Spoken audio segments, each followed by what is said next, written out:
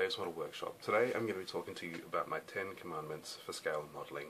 So earlier this week I put this up on my blog and posted it to some social media, and it seemed to get some really big responses. A lot of people seem to identify with it. And I know not all of you guys are on social media, so I thought I'd share it on YouTube and make it a bit more accessible to you all. So without any further ado, here are my 10 commandments for scale modelling.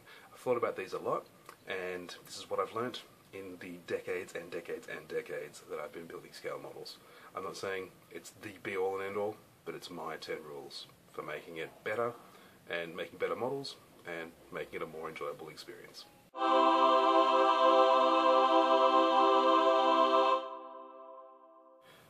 Pretty simple. Enjoy model building. This is what you chose to do for fun. It's what we do as a pastime, as a hobby. We do it to relax. And yeah, it's pretty, it seems obvious, but there are times when something's not working properly and it just does your head in, or you've stuffed up something on a kit, or someone on social media is sending you crazy because they're being an asshole. Step back from it all and just remember, this is what you do and you actually enjoy it, and this is what you do for fun. Yeah, pays to keep it in mind sometimes.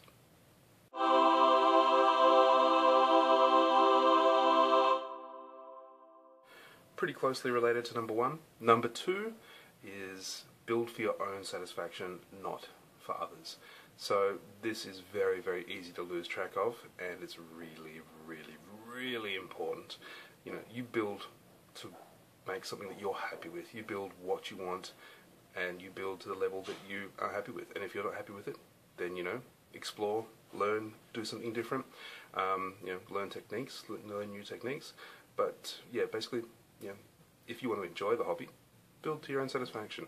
A little bit earlier this year, I got a bit hung up on some results in a model competition that I entered, and at the end of the day, that's not how you enjoy this hobby.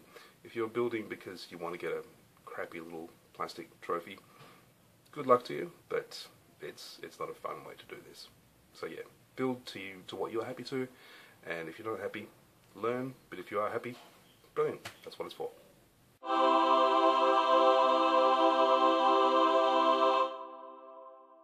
Number 3, be open to constructive criticism, because it is the best route to self-improvement.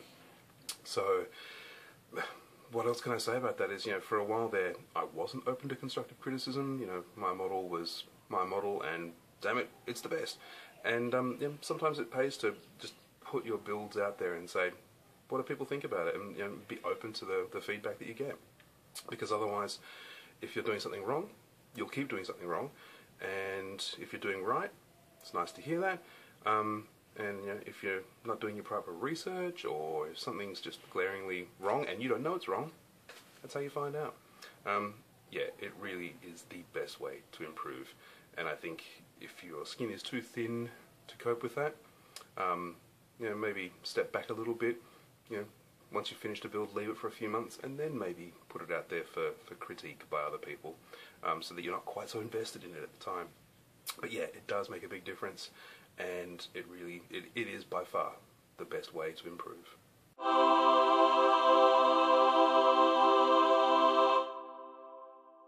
Number 4, thou shalt try scratch building. So whether you're building something completely from scratch, you're just picking up bits of plastic and bottles and stuff and building something, or you're just adding some detail to a kit that's missing. So you're grabbing some wires and some bits of sprue and some bits of styrene and adding detail that isn't already there. It's brilliant, it's character forming, it improves your kits, and it's fun. Most important, it's fun. Try it, you'll love it. If you haven't done it, you will. You'll love it.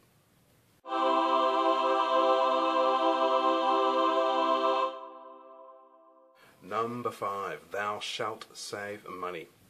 So this is very, very dear to my heart. This is pretty much the entire perspective of my blog and most of my YouTube channel, is that there's fancy stuff coming out all the time, and there's really specialized, amazing little things that they're producing that every manufacturer wants you to have. So there's a particular applicator for just putting on seam lines, or There's there's a particular brush that has the right thinned oil in just the right consistency. It's all bullshit. If you've got acrylic paints, enamel paints, and oil paints, you can do anything. You can thin it, you can mix colours. Once you've got a bit of a library of colours together, the world is your oyster. And it's the same with all the other special tools and stuff. Like 9 times out of 10, you can do it yourself. There are some things it's really hard to do, hard to come up with a tricksy way of doing it yourself.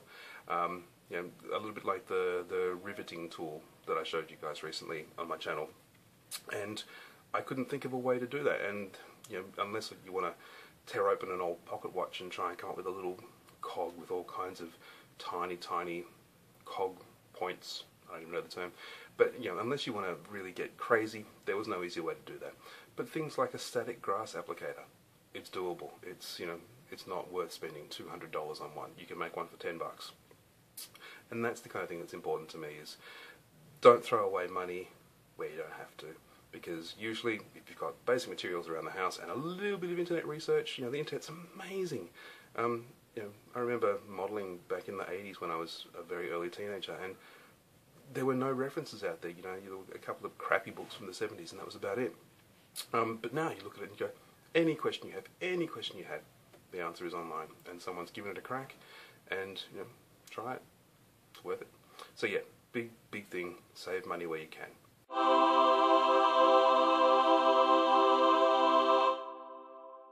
Number 6. Converse to number 5. If you cheap out on a kit, then there are consequences and there are compromises involved. So yeah, 10 times out of 10, if you buy a cheap kit, you will have problems with it. Now, look, that's not to say that you have to spend $100, $200 on the latest Tamiya, 1/32 airplane kit. That's a lot of money. But you either stump up and spend the big cash, and you get just a beautiful build that's going to go together like a dream, and you're going to love it. Or you buy a cheaper option, but you just have to accept the compromises that are involved. So either it's not as detailed, or you've got to put a lot of effort into getting it as detailed as one of those beautiful, modern, up-to-date kits. Yeah, I guess a lot of it comes down to, is the subject matter you want to build available? But really, yeah, cheap kits, they're cheap for a reason. That's not to say they're bad. I love cheap kits. I'm a sucker for shitty old kits. I'll take a photo. I've got a crappy old Typhoon kit, and I was just thinking earlier today, do I sell this? Because I don't think I'm ready for the grief of building this. It's a bastard of a thing. But yeah, do I sell it or do I keep it? Because I want to build a Typhoon, but I don't want to spend $200 on a Typhoon kit. I don't know, how masochistic are you feeling? But yeah, it's that weighing it up that you have to be aware of when you buy a cheaper kit or an older kit that's cheap. Your call. I'll show you a photo of the crappy old Typhoon kit I've got now.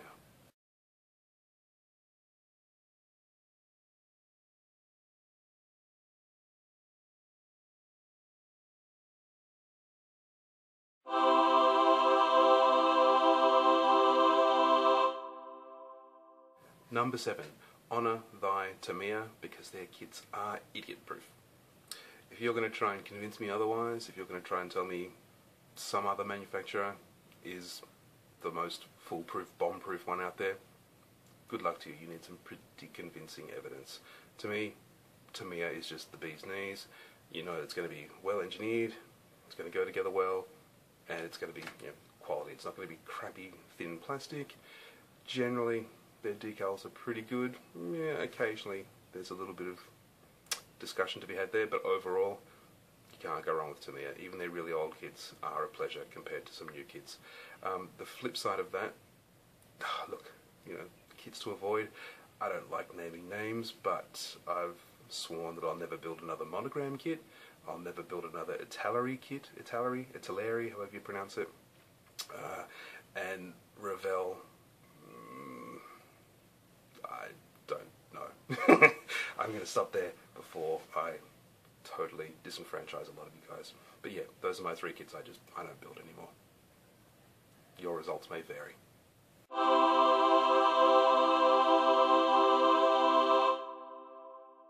Number 8. thou will clean thy airbrush thoroughly. It's really important. You don't have to buy an expensive airbrush. You can get by on a cheap airbrush.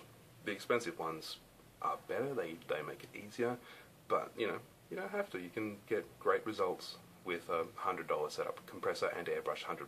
It's great, go for it. But the main thing to remember is clean the bloody thing, because cleaning it is the #1 solution to all airbrush problems. First step, have you ever watched the IT Crowd? Great British comedy series, and they're an IT help desk, and their first response is always, have you tried turning it off and on again? With airbrush problems, whatever the problem is, have you tried cleaning it thoroughly? Do it again, and then see if your results are better. Yeah, it's the #1 rule. I live by it.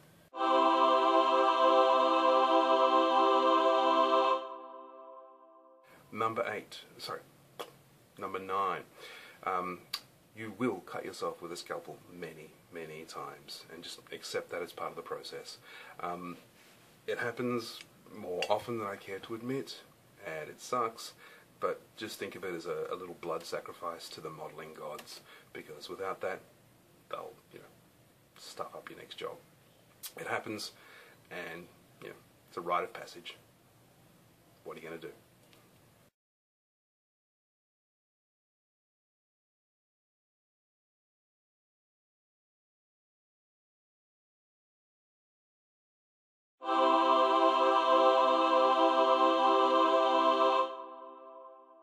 Number 10, if a flaw bothers you, if something is not looking right on your build as you go, fix it there and then, don't leave it. Because if you do leave it, then when you've finished the build, it will still niggle at you every single time you look at that model. My Mustang is a perfect example. There's a couple of shitty little seam lines that I left that I just, it's like sanding away, like, yeah, it's good enough, that'll be fine, and it's not good enough, and now, I've put in hundreds of hours after that point of the build, and I can't see past that because I just keep looking at those seam lines and they bother me. So yeah, that's a lesson I've learnt just this week, is, and that's what inspired me to write my 10 Commandments, is if you see something that's really bothering you at the time, don't leave it, fix it. There's a hashtag that I see online, it's hashtag fix that shit, and yeah, fix it, because otherwise it will still bother you once you finish the model. Every time you look at it, that's what you're going to see. Everyone else will say, oh, that's amazing. You'll see the thing that's wrong. It's really important, and I'll show you some photos. This is what bothers me about my Mustang.